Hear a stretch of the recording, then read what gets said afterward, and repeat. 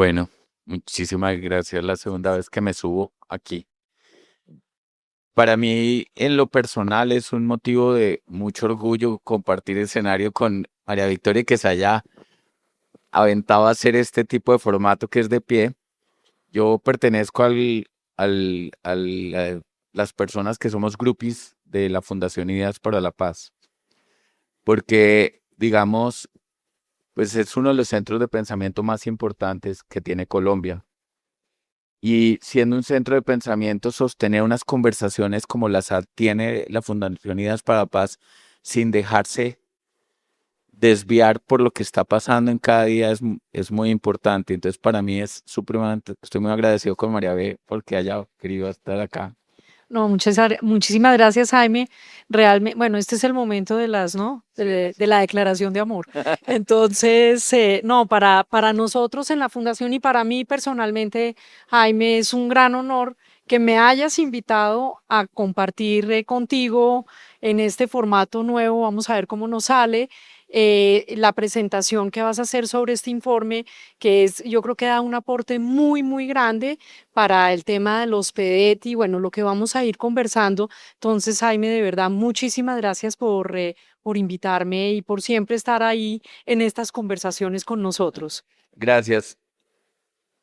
Tenemos una oportunidad muy chévere. Nosotros producimos unos datos y lo que voy a hacer es mostrarles cómo le ha ido la inversión privada en los PEDET y aprovechar que está María Victoria y nos diga qué es, cómo lee esos datos, porque pues uno los muestra.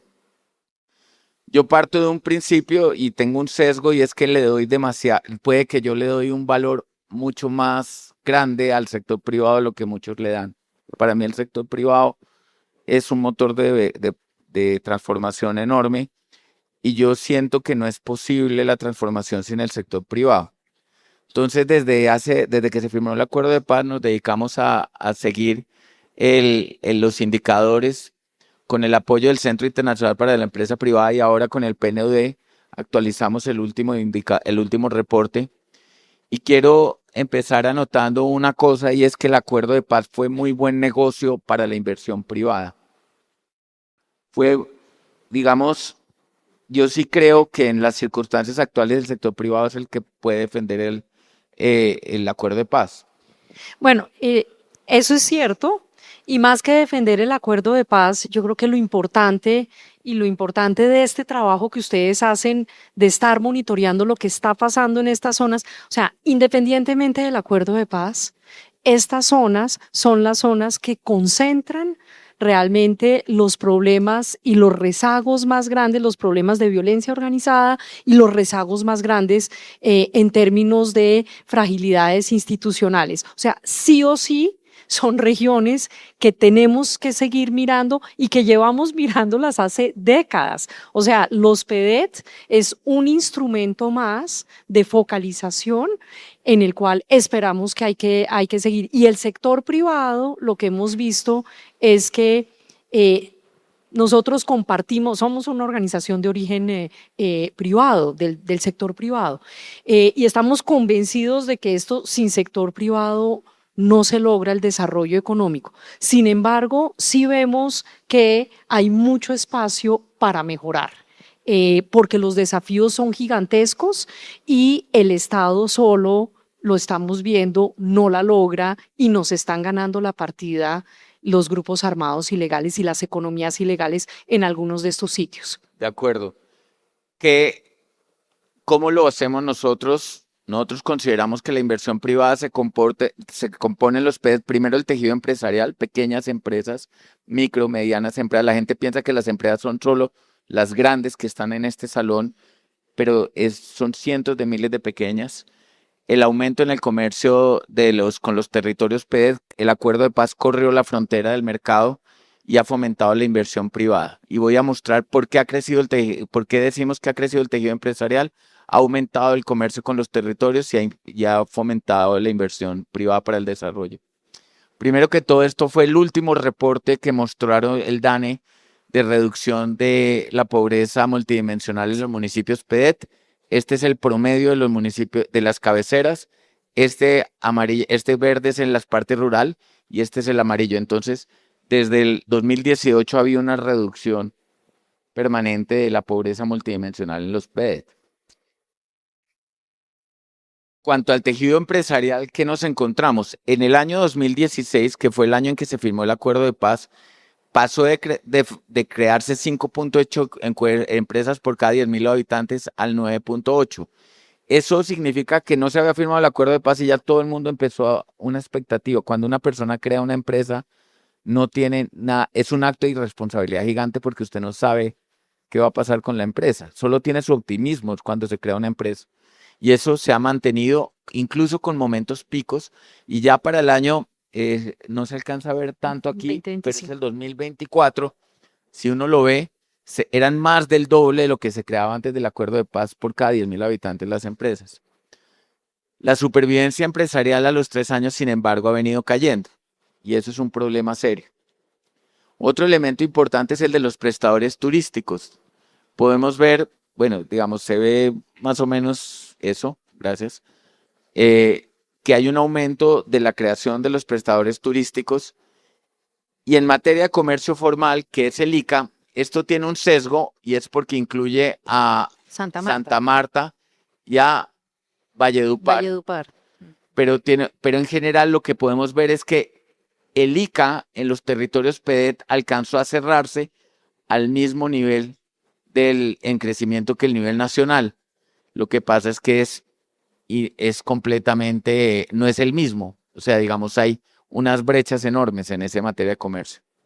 Y finalmente, el otro dato que nos muestra la inversión privada para el desarrollo y en los impuestos, en materia, por ejemplo, de horas por impuestos, que ha venido subiendo progresivamente, nos encontramos que es un mecanismo que ha mostrado un éxito sustancial.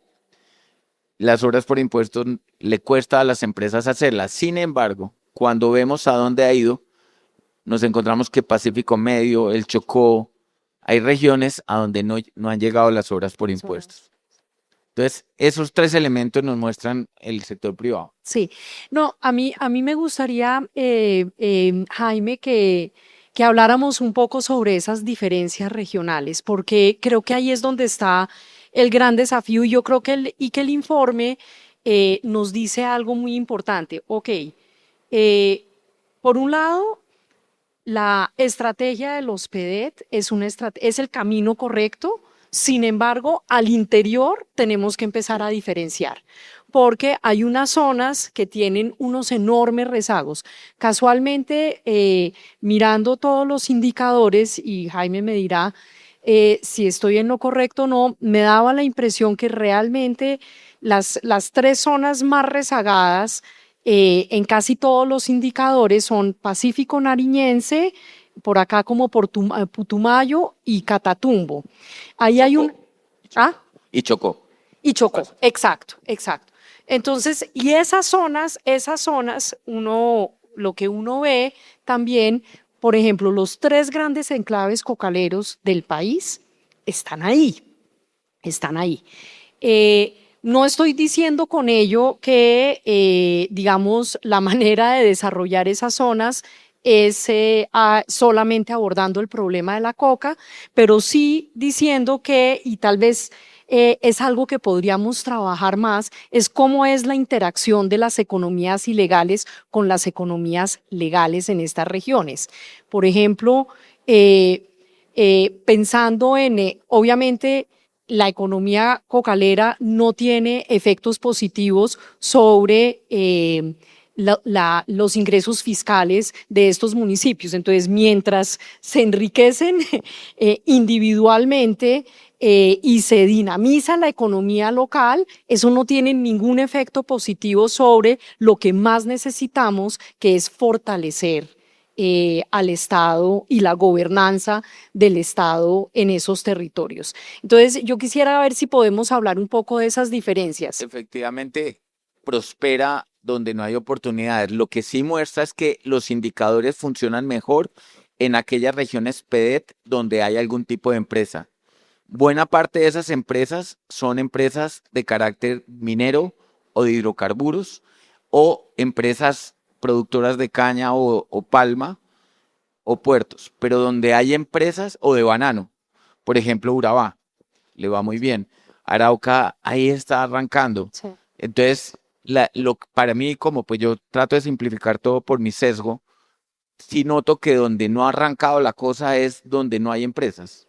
Sí, eso es cierto, pero también hay diferencias. Por ejemplo, si miramos obras por impuestos, Sí, entonces uno ve Antioquia, que es súper líder en obras por impuestos. sí, es que los antioqueños siempre se llevan todo. No, Ya hablamos de esto ayer. sí, pero no, yo quisiera hablar sobre algo que creo que honestamente hace la diferencia y es el trabajo que ha hecho Pro Antioquia Sí. directamente en promover obras por impuestos, pero en promover acción colectiva, porque eso sirve no solamente para que se hagan muchas obras por impuestos, sino también para que sea mucho más estratégico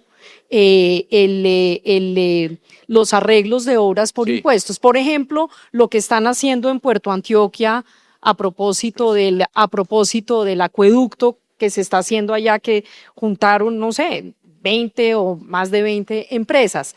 Entonces, creo que también tiene que haber como un elemento que puede venir o que lo hacen, digamos, iniciativas del sector empresarial y que nosotros en la Fundación hemos venido impulsando en otras regiones, como generar posibilidades de hacer una mejor articulación y hacer un trabajo más estratégico para obras por impuestos, y sí se puede hacer. Lo estamos haciendo ahorita trabajándolo en el Catatumbo y lo estamos trabajando en el Pacífico Nariñense.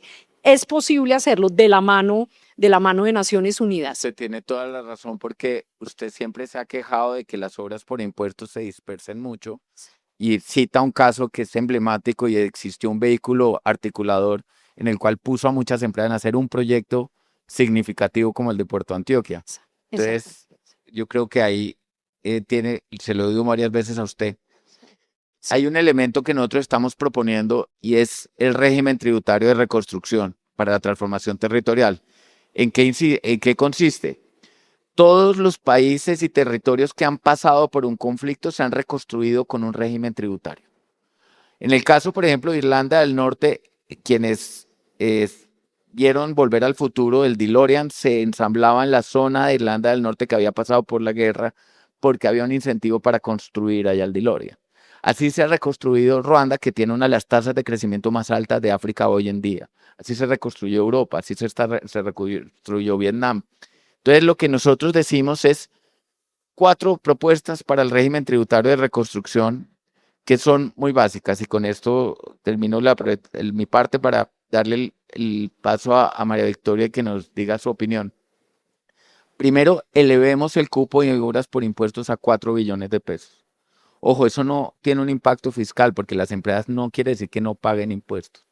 Obras entregadas por obras por impuestos cuestan 30% menos, perdón, 20% menos y se demoran 30% menos que por el canal público. Si usted se gastara de los 4 billones de pesos, 1 billón en el Pacífico, que es el que es los PEDET más atrasados, sería 10 veces más que lo que el gobierno nacional en un momento dado adjudicó para el Pacífico en el Gran Plan Pacífico. 1 billón de pesos anual de obras por impuestos para el Pacífico, coordinado, como dice María Victoria. El segundo es que yo pueda descontar de la renta el 10% de lo que yo compre en municipios PEDET categoría 5 y 6. ¿Por qué? Porque si el 10%, el 18% del plátano en Colombia se produce en Arauca y el 10% del cacao se produce en Arauca. Aquí está PepsiCo. Con PepsiCo hicimos todo el esfuerzo por tratar de comprar el plátano y el cacao en Arauca. Las circunstancias no permitían que el costo diera para hacer eso. El tercer elemento es que nosotros decimos es que la ley PAES permitió la industrialización del norte del Cauca. Nosotros estamos pidiendo que se declare Buenaventura y Tumaco exento de renta y de IVA por 25 años. Todo el mundo que va a Buenaventura y Tumaco dice que vaina también ubicada. Y no hay una sola industria.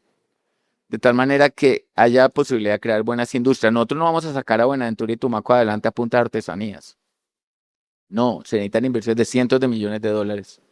Y finalmente, quitar los incentivos tributarios a la compra del carro eléctrico para que ese cupo se le asigne a los transportadores. Una persona que se compra un Tesla recibe 90 millones de pesos en incentivos tributarios, María Victoria.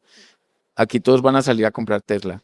Pero el que compra un Tesla es una persona rica. No hay derecho que si usted se compra un Tesla tenga 90%, 90 millones de descuento tributario, y si usted va a cambiar el camión para recoger la leche en Caquetá, no tenga ningún incentivo tributario para cambiar el camión o para comprar un motor de lancha en Tumaco. Estos 4 impuestos, estos 4 elementos del régimen tributario de reconstrucción se los estamos proponiendo al gobierno nacional y esperamos que ustedes nos ayuden a hacer barra en eso. Bueno, esto lo hemos venido conversando y a mí realmente me parece, o sea, estoy casi de acuerdo con todo, sobre Eso es un todo. puntaje 8 sobre 10 con María Victoria. Eso es bueno, casi de acuerdo con todo. Estoy casi de acuerdo con... No, no, yo creo que es que hay que sumar. Yo creo que lo primero que hay que decir de esto es que los PEDET ha sido, se diseñó como una política de Estado e increíblemente se ha desarrollado como una política de Estado pese a las diferencias. O sea, Duque iba a acabar con el acuerdo, no acabó. Petro, que iba a cumplirlo, bueno, no lo cumplió, pero continuó con los PEDET y vamos a ver ahorita, pero ha sido casualmente una política de Estado y dentro de esa política de Estado, obras por impuestos. Nosotros somos muy, o sea, creemos mucho en obras por impuestos y ojalá se pueda hacer ese aumento. Las empresas cada vez están más, sobre todo hemos visto una evolución muy interesante y es que las empresas empiezan de a poquitos y luego se meten en apuestas más importantes. Ahí hay una oportunidad de colaboración público-privada y comunitaria, porque esas obras son las obras que las comunidades han pedido. Ahí hay un tema que a mí me llama la atención y que sale del estudio de ustedes, y es que casualmente los recursos más grandes que se han invertido en las zonas PEDET e incluso dentro de obras por impuestos es en dotaciones escolares.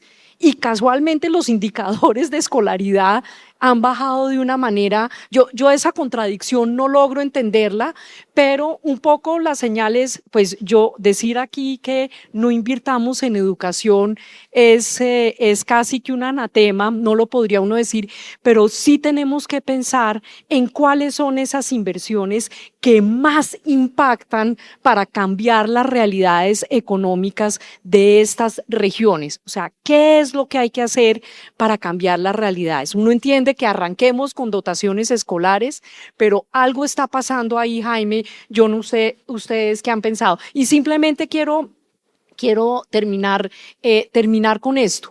A mí me parece muy interesante el tema de pues digamos, la segunda propuesta.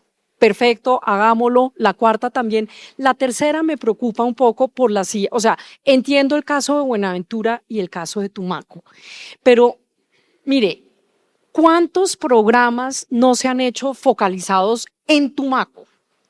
Se ha invertido un montón de plata en Tumaco, de cooperación internacional, del gobierno nacional, todo.